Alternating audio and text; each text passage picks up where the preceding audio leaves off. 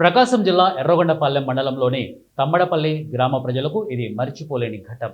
గత 25 ఏళ్లుగా బస్సు రాని వీధుల్లో తాజాగా ఆర్టీసీ బస్సు తొలిసారిగా చేరడంతో గ్రామస్తులు ఆనందంతో ఉత్సాహంగా స్పందించారు.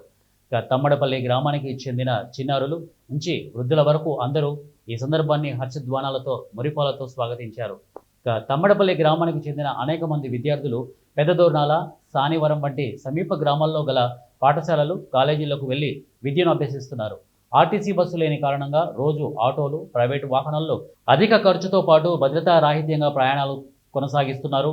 ముఖ్యంగా మేధావులుగా ఎదగాలనుకునే బాలికల భవిష్యత్తు రవాణా సమస్యల మధ్య అయోమయంలో చిక్కుకుపోయింది.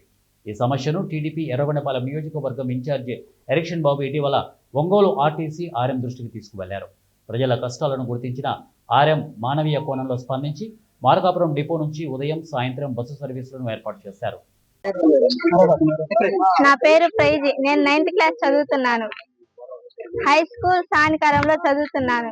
మేము గత 20 సంవత్సరాలుగా మా నాన్న వాళ్ళ చిన్ననాటి కాలం నుంచి నడుచుకుంటూ వెళ్ళేవారు. అప్పుడు మనం లేట్ గా వెళ్ళి క్లాసులు కూడా మిస్ అవుతున్నాం. అందుకని ఎరిక్షన్ బాబు మా బాధని అర్థం చేసుకొని బస్సు వేసినందుకు ఆయనకి కృతజ్ఞతలు.